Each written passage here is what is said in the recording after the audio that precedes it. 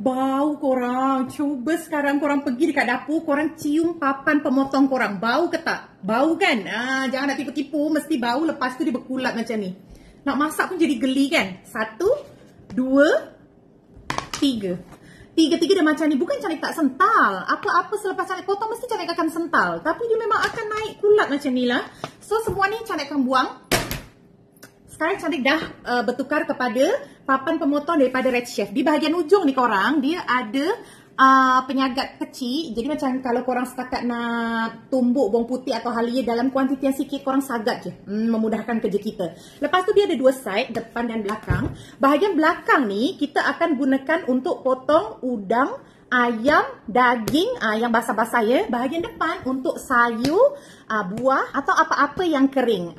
So dia memang tak akan berkulat lah sebab dia memang dah buah asing-asing. Mana yang untuk barangan basah, mana untuk barangan kering. So mana korang yang nak sama macam Cantik, korang boleh cek di beg kuning sebab Cantik dah letak produk ni dekat beg kuning. Cek, murah.